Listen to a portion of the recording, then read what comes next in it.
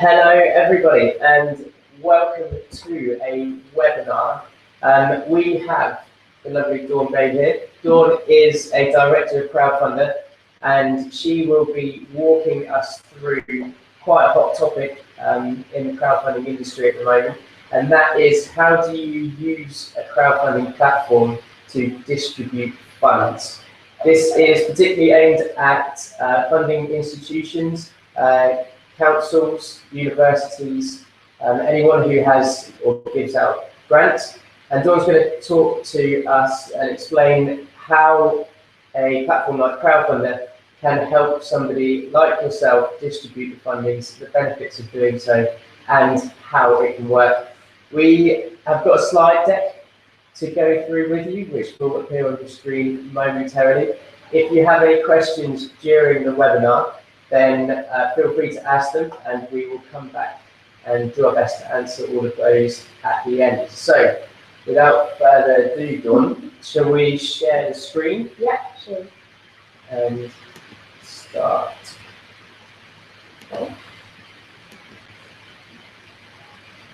Okay, so thanks, Simon. So I wanted to talk to you today about how Crowdfunder is really pioneering in the match funding space. I think it's fairly true to say that Crowdfunder is one of the only, if not the only, crowdfunding platform in the UK to be able to do match funding in the way that we're doing it.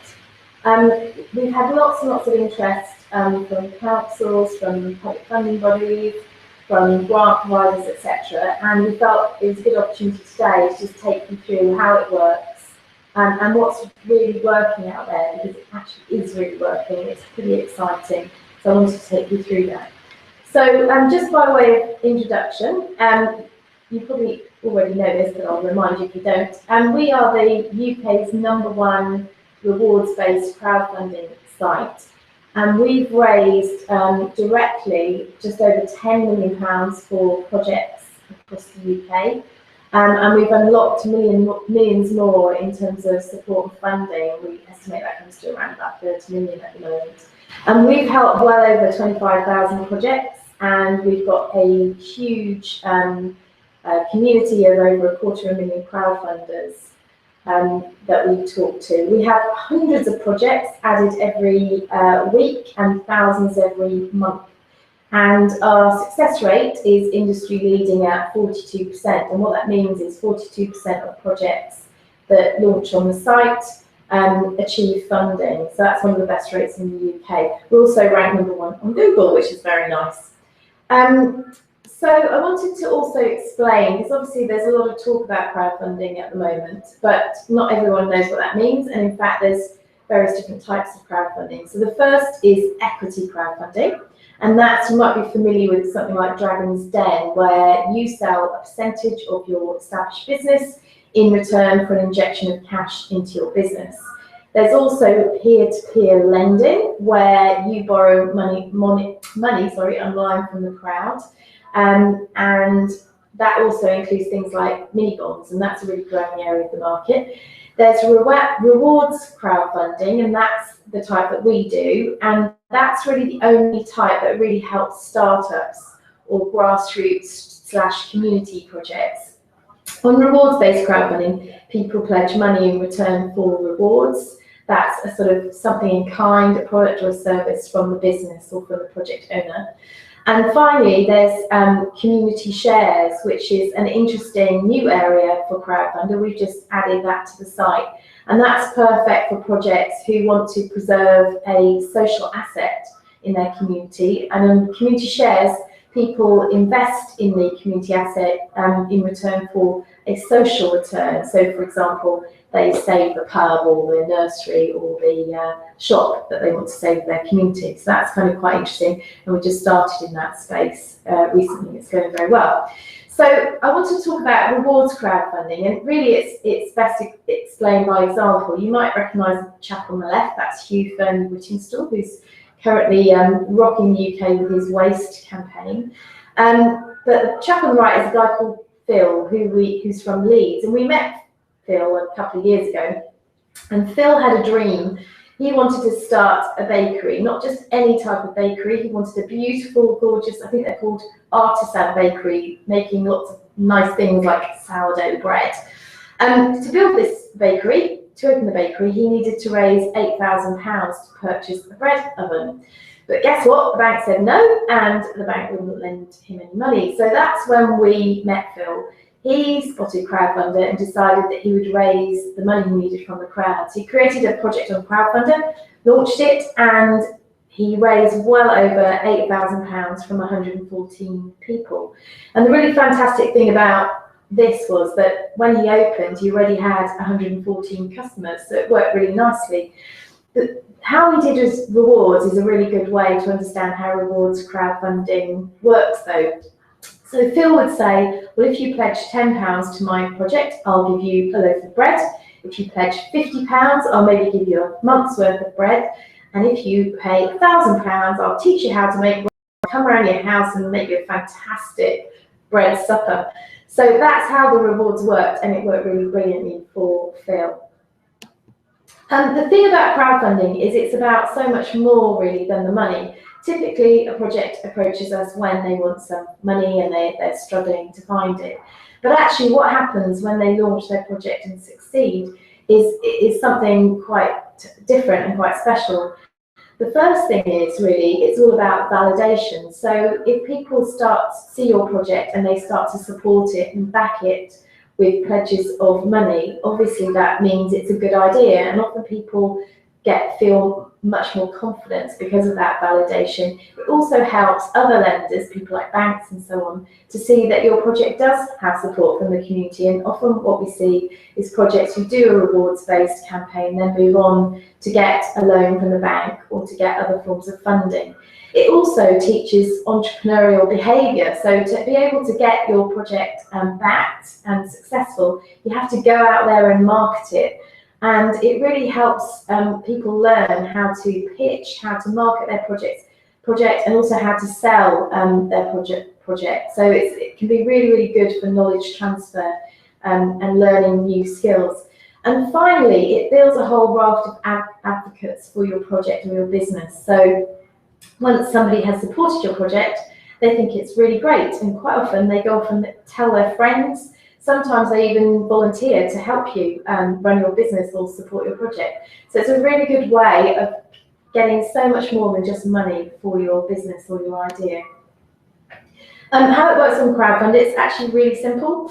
You create your project on the platform, you share your idea with the crowd, and the crowd then, if they like your idea, pledge cash in return for rewards. And then if you do really well, your idea will get funded, so that's great. And no money is taken from anyone's account until your project is successful. So that's how that works. Moving on to match fund distribution. This is something that is a relatively new area, but is actually really exciting. And our pioneering partner on this was Plymouth City Council. So what they've done is they have successfully raised, since we launched in February, £170,000 for projects in the city of Plymouth. That's 67 projects. The way it started was that they wanted to launch Crowdfund Plymouth, but they also wanted to find a pot of match funding money that they could target towards projects that they liked and wanted to develop. They identified that their community infrastructure levy, a sum of about £60,000, would be available for supporting community projects. And so they worked with us to develop a match funding campaign on Crowdfunder. The money is available to projects that meet their criteria. So some of the criteria include things like where the project is located, whether the project owner is a company or social enterprise or charity, and so on. And so far we've distributed since February £20,000, but actually it's raised across the city £170,000. So it's really quite exciting. Speaking to Hannah, who's the neighbourhood planning manager at Plymouth City Council, who worked with us to develop this, She has found it incredibly effective and efficient way to run a normal grant process. So she told us afterwards that using Crowdfunder to distribute funding has really streamlined her administration process. And also, crucially, she finds it a really good way of publicly validating community projects alongside councillor-made decisions. And I think if you talk to many councils, as we've done recently, they say things like, we're giving away £250,000, sometimes £2 million to community projects at a grassroots level, but no one knows about that. And actually, crowdfunding makes it a lot more visible and transparent, and actually ultimately engaging for the community. So that's worked really well. And to give you a quick idea of some of the types of projects that have worked for Plymouth, here's a really nice project. It's called the Child Poverty Project in Plymouth. They smashed their target and raised over £17,000. The really nice thing was they were able to lock in the Plymouth Match Fund money to increase the money they raised. And they got over 54 backers for the project. So it's a really successful project. We also were really pleased to hear that one of the local councillors pledged personally to the project, and he also used his community chest, which is a sum of money he can distribute on behalf of his local ward to back the project. So it's a really successful example of a community project getting wide public support as well as match funding. Looking at some other projects that we've done on Crowdfund Plymouth, we've done a Save Plymouth Albion, a sports project to help raise funds to support the local club. We've got a project running to reopen Plymouth Airport, which is quite interesting and slightly controversial in the area. We've done a life jacket appeal. We've supported a children's creative theatre, which is in a sort of a needy area of town. We've also done a great project working with Plymouth University and Santander to support some brain tumour research they're doing in a fundraiser they wanted to do. So that's just a small selection of the wide variety of projects that we've done. But as you can see, it really is working at a grassroots level for those projects. The most interesting thing I think we're finding is this point about funding amplification, which is something that the normal grant process often doesn't achieve. So quite often, if you're giving away community grants, the money goes out to people who apply and fill in the correct forms. And you don't really hear about anything else that happened unless they do some perhaps PR or whatever.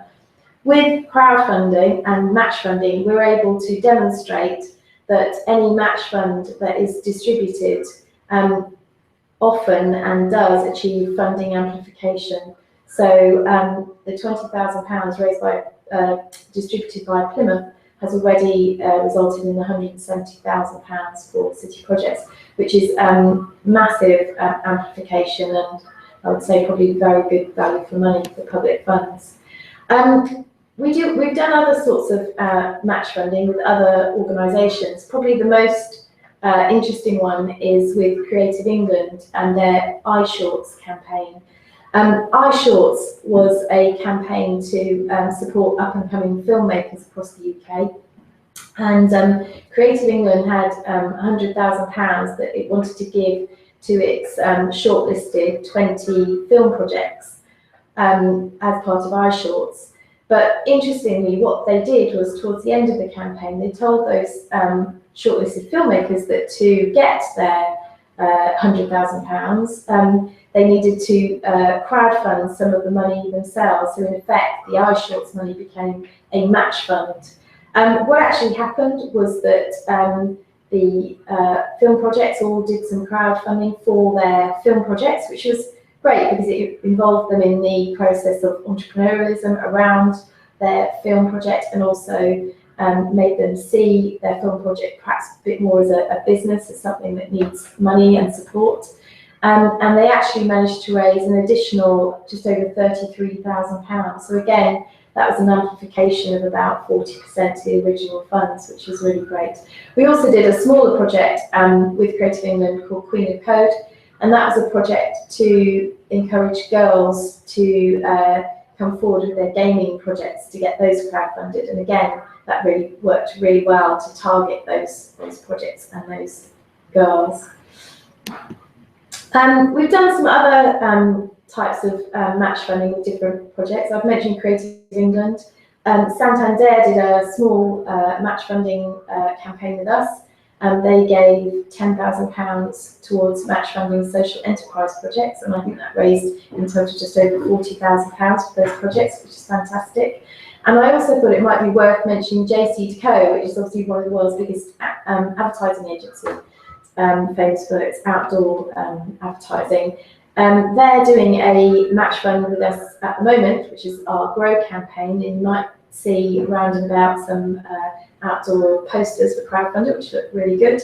And they're offering some media match funds. So this is when a project does some crowdfunding with us and then wants to do some outdoor advertising. JC2Co will give them a match fund's worth of media for their outdoor campaign. So in effect, doubling the value of their outdoor campaign. So that's another quite interesting way that partners are beginning to work with us collaboratively.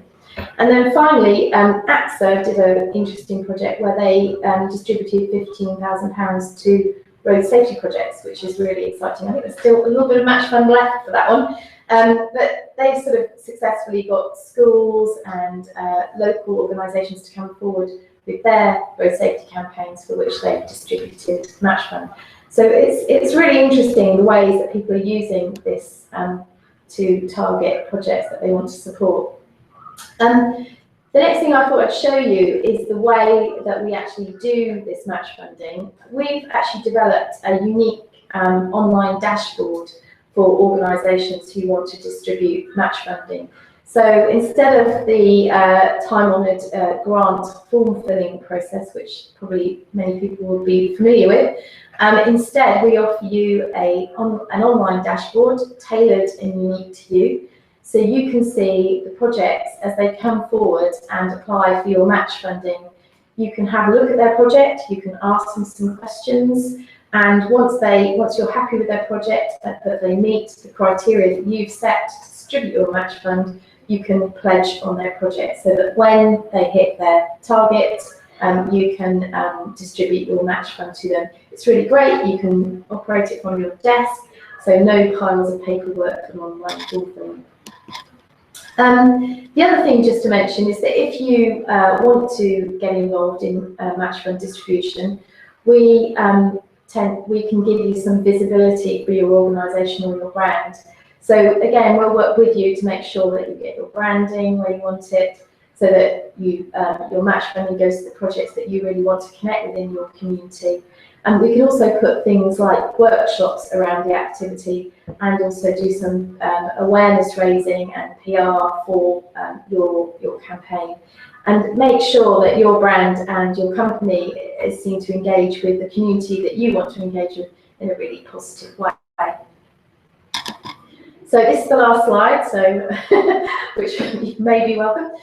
Just to sort of conclude really, so the benefits really of doing match funding using crowdfunding is that it's really easy to administer, it's all online, it's not huge amounts of form filling. The funds are distributed to your agreed criteria, so there's a really established and clear process. The dashboard's online, so you can do it from your desk, and it can be a really cost and resource effective way of distributing funds versus what you do currently. The benefits are good. We've seen repeatedly fund amplification. There's increased visibility and engagement with your funds and also your objectives. It validates ideas. You can make sure that the ideas that you fund already have support within the community, and it does unlock that real community support and engagement. I think stepping back at a higher level, there's some other benefits which we think are worth considering. I think the first thing we see is that it can really build community sustainability. So people actually crowdfunding ideas and backing ideas they want to see happen and making that work within their community. It teaches those entrepreneurial behaviours. It really aligns communities around projects. We see people really getting involved and getting massively supportive of ideas that they want to turn into reality. And finally, it's a really good way of match funding and supporting charity ideas, social enterprise ideas, and also sort of grassroots type of ideas. So it's perfect for those kinds of projects. Okay, so we'll just try and link back to the main screen. That's really, really interesting. So I also work at Crowdfunding with Dawn, and although I know quite a lot about what's happening with the match funding world, that's the first time that I've actually seen that presentation. And I mean, there's loads of interesting things. Worth noting, is there anybody else doing this at the moment in the UK? Well, we're not aware that anybody else is doing this form of match funding using crowdfunding. So we think we're in effect a specialist supplier in sort of official language. Okay. So yes, it's quite a unique thing that we're offering. Okay, that is what I suspected. So we've got some questions from people who've been watching the webinar as you've been talking. They're sort of coming through on a separate screen, so if you see us look across, then that's what we're doing. Here is the first one, Dawn. How does it make it easier for the funding body to distribute funds? So we sort of touched on that. Yeah, I mean, I think I sort of said it a little bit in the presentation, but essentially it replaces the normal form filling process that funding bodies have to go through. I've also been told anecdotally by people who work at councils that it also reduces the amount of long email trails they have to sort of embark on, the amount of conversations they have to have, because they simply agree the criteria for the fund distribution internally, and also obviously with the funding that they're using, and then put it out online. And then once the project presents that meets that criteria, then it's a really simple process. They pledge. They often, if it's a council, they often talk internally about, is this project one that the council, agrees should get some support, and then they pledge. So it kind of reduces that process, that amount of time spent by some way.